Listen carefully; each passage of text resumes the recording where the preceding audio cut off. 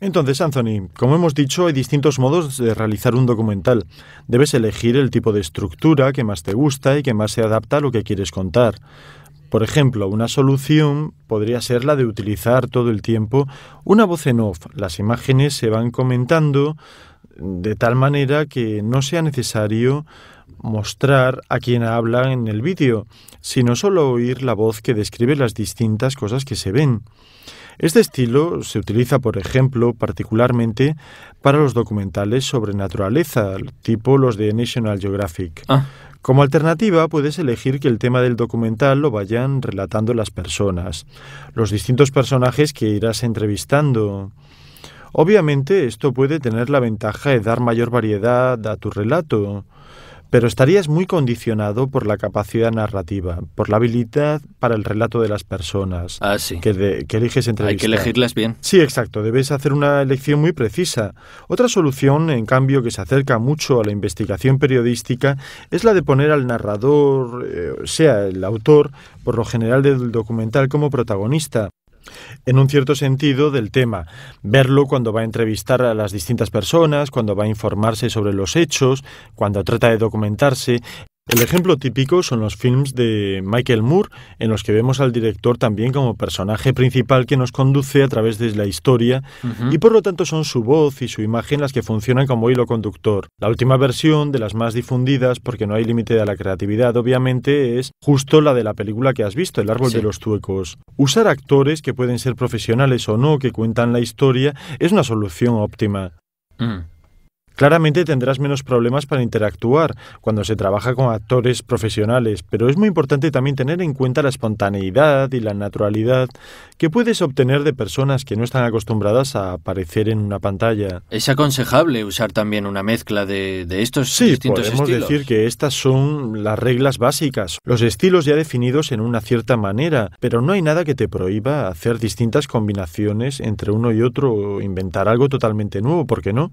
Entonces, una vez que tengo mi estructura narrativa, sí. ¿Cómo me aconsejas que proceda? Bueno, mira, en primer lugar, debes tener en cuenta algunas convenciones necesarias para hacer sentir cómodo al espectador, para que no haya confusión y comprenda exactamente de qué estás hablando.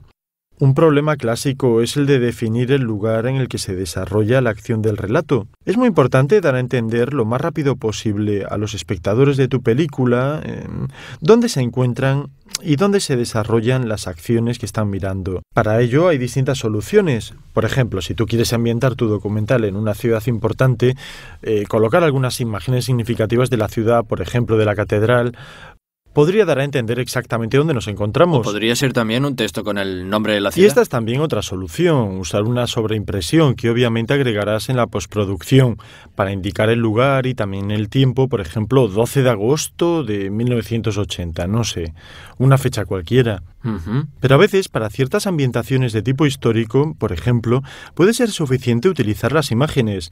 Y quizá en el caso de, no sé, algo ambientado en la época de los antiguos romanos, tal vez en la época de la construcción del Coliseo, puedes darlo a entender simplemente encuadrando los personajes vestidos con ropa de aquella época. O el Coliseo recién terminado. Se pueden hacer muchos juegos en este sentido para tratar de dar una ambientación. También la voz en off es una buena solución. También. Una voz que declare dónde nos encontramos y qué está sucediendo en ese momento. Pero además de este tipo de ambientación, digamos, geográfica y temporal, tu relación con el espacio y con el tiempo debe ser manejada con particular cuidado. Estoy hablando del espacio y del tiempo fílmico. No sé si has entendido. No. De hecho, ¿me lo puedes explicar un poco mejor? Muy simplemente, por ejemplo, la historia que estás contando no tendrá por lo general una duración igual a la de tu película. No. Si yo registro una escena en tiempo real que dura 20 minutos, esos 20 minutos reproducen 20 minutos de realidad en secuencia. Entendido, pero sí. Imagínate tener que contar, por ejemplo, hemos dicho, la construcción del Coliseo. Seguramente durará muchos años y tú lo deberás contar quizá en un documental de media hora, una hora. Debes utilizar un método, utilizar precisamente estas convenciones que te he señalado antes, que hagan entender al espectador que el tiempo está pasando. Y también aquí tienes distintas soluciones. Las más simples son la sobreimpresión que habías dicho tú. Un subtítulo, quizá una voz que nos diga 6 meses después, un año después, una semana después. Y si no, ¿qué otra cosa puedes hacer? Usar técnicas que apelen a las imágenes.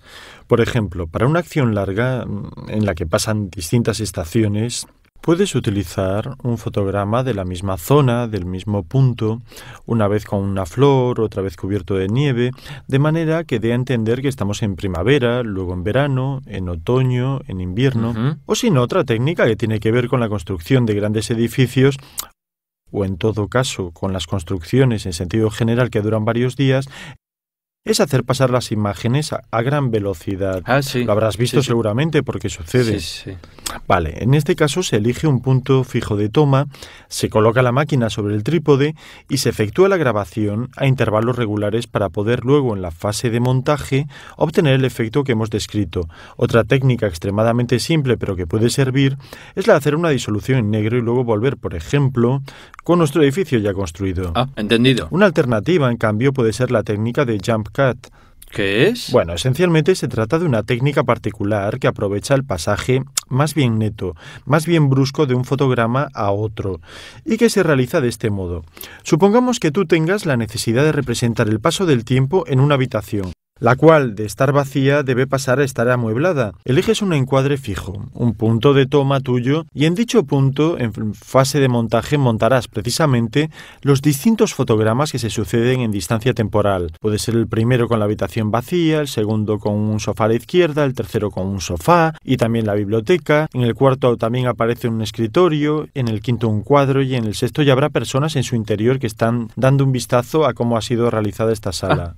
Contrariamente, hay también una solución mucho más suave, que es la de utilizar tal vez también encuadres de este tipo, pero con una disolución cruzada.